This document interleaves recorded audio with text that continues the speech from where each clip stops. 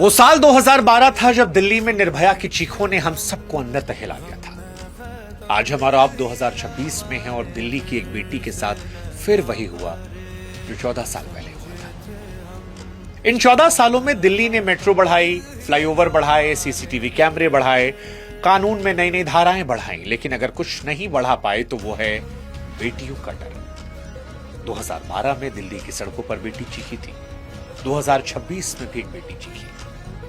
ऐसा लगता है कि तारीख बदली, सरकार बदली, भाषण बदले, लेकिन करोड़ों लड़कियों के दिल में उठने वाला वो डर नहीं बदला। फर्क सिर्फ इतना है कि लोग कहने लगे थे कि निर्भया जैसी घटना दोबारा नहीं होनी चाहिए, और आज कुछ घटनाएं सिर्फ ट्रेंड कर रह जाती हैं। निर्भया के समय पूरा देश सड़कों पर निकल आया था, लेकिन आज स्टोरी, कमेंट सेक्शन तक वो दर्द खत्म हो जाता है, क्योंकि हम आदी हो चुके हैं।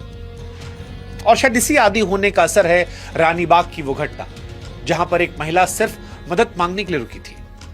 बस वाले से पूछने आती है, उसे नहीं पता था कि सामने खड़ी बस में दरिंदे नहीं बल्कि सिस्टम की नाकामी बैठी है। और फिर वही हुआ, वैसे ही बंद दरवाजे जैसे निर्भया में थे, वही चीखें, वही हैवानियत उसी शहर में जो बार बार शर्मिंदा होने का नाटक करता है। सबसे डरावनी बात यह नहीं कि दिल्ली में अपराधी सड़कों पर खुलेआम घूम रहे हैं। डर इस बात का है कि समाज ऐसी खबरों के साथ जीना सीख गया है। तभी शायद 80 ऐसी फिल्में बनती जो बताती हैं कि हर रोज 80। निर्भया के बाद यह कहा गया था कि सख्त कानून अपराध रोक देगा। कानून सख्त हुए, फास्ट ट्रैक कोर्ट बन गए, बड़े बड़े भाषण हुए, लेकिन अगर आज भी लड़की रात में अकेले ट्रेवल करते वक्त लाइव लोकेशन शेयर करने को मजबूर है, तो इसका मतलब डर है, डर जीत रहा है। इस देश में लड़की के फोन की बैटरी 1% हो जाए तो घर वालों की सांसें बढ़ जाती, क्योंकि सिस्टम पर भरोसा नहीं है। महिलाओं ने इस देश में आत्मनिर्भर होना सीख लिया, लेकिन सुरक्षित महसूस करना नहीं सीख पाई।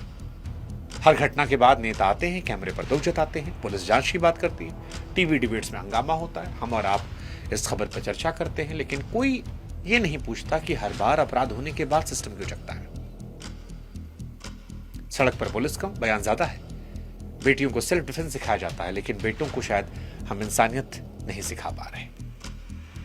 और इसीलिए सिर्फ कानून की नहीं, मानसिकता की भी हार है, क्योंकि जब तक लड़की की आजादी को रिस्क और लड़के की हिंसा को गलती समझा जाएगा, तब तक हर बार एक नया मामला सामने आएगा।